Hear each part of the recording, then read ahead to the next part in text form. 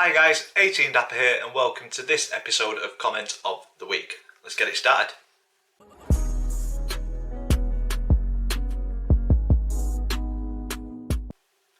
So guys, welcome to this episode of Comment of the Week where we look through the past week's videos that have been put onto the channel, have a look at the comments, choose a few to have a little chat about.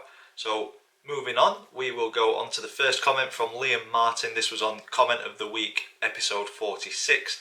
And Liam said, great video mate, my two questions are, number one, would you allow people that comment on your videos to add their predictions for each Donny game next season and put them in a league table against you? And number two, what's your most memorable / favourite Donny moment since you've been supporting them? So Liam, good couple of questions there. I have thought about having a subscribers league table, but I just don't think I've got quite enough time to get that put together. Needing to kind of check everybody's predictions. I just don't think at the minute, with the amount of work that I've got outside of YouTube and the other videos that we're putting on, I'd struggle to do it justice. So I'm going to keep it with the family because that's nice and easy. We all go to the football together and we talk quite often anyway, so it's a bit easier to put that together and to keep a track of it as well. Whereas with subscribers, I mean, we're at 1,700 subscribers, almost 1,800. If the majority of those got involved, that would be a lot of work to keep that up to date and to keep the scores coming in and the points correct. So yeah, it'd be nice to do, but unfortunately just not got the time to do that. And number two, what is your most memorable / favourite Donny moment since you've been supporting them? Sam Davies, he's piped up with a comment. He's wanting to answer number two, and he says, I'm assuming it will be Tierney's goal against Dagenham or the win at Wembley. And you're spot on, to be fair. Those two moments do stand out in the mind, especially the one at Wembley, Hayter's header. But yeah, Tierney's goal at Stoke to get us back into the league is another one of those standout moments. Another memorable moment would be the Carling Cup run at Bellevue, beating Aston Villa 3-0. Beating Manchester City and also taking Arsenal all the way to penalties. So yeah, we've been spoiled as Donny fans over recent history. Hopefully those good times come back sooner rather than later. So thank you Liam for that comment, and thank you Sam for the comment on that comment.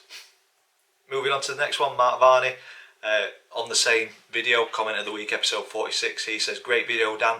Following on from this week's question, how many grounds of the 92 have you visited so far? Do you revisit a club if they get a new ground? And which is your favourite away ground? You're not allowed to say Luton. Let's just say that our ground has history and character.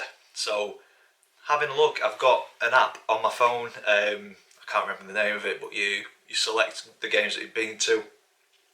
I'm not sure if I've selected every single one that I've been to over the years that it allows, but it's put me at 47 grounds.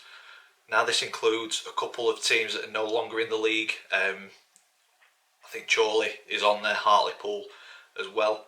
So yeah, I've been to more than half of the 92. And in terms of a favourite ground, I know you said don't say Luton, but I do have a soft spot for grounds with character, and definitely Luton's ground does have character. I thought it was fantastic that how you get into the away end, basically through people's back gardens. It was brilliant. The scoreline or the result was not so good. But in terms of a ground that I go to or a stadium that I go to, and every single time I've been to it, it just blows me away, is Wembley.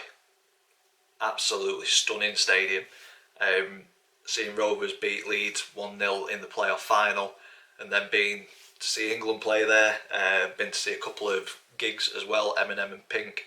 And yeah, every time I walk into the seated area and you can see the pitch or kind of see out into the stadium, it just blows my mind. What a stadium. Club ground, I would probably go with Arsenal, the Emirates. That's got that wow factor as well for me. But yeah, do have a soft spot for the older ground, not the concrete bowl. Four sides, wind blowing through. That's what away days and football is all about for me. So thank you for that comment. And moving on to the final one for this video. Again, comment of the week 46. This is from Bailey Vicarage.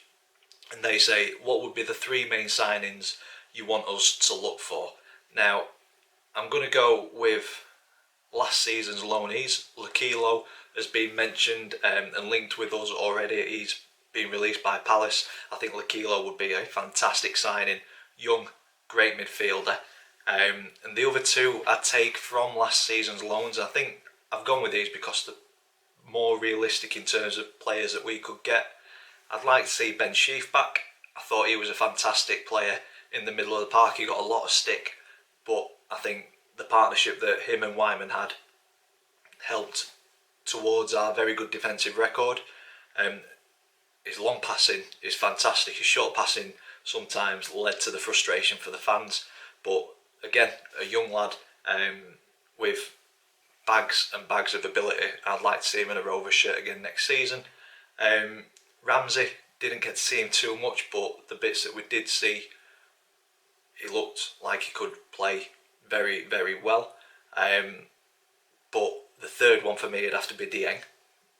One of the best loanees I've seen at the Rovers. Fantastic keeper. It was on my season review video. I'll link that in the top corner if you've not seen it already.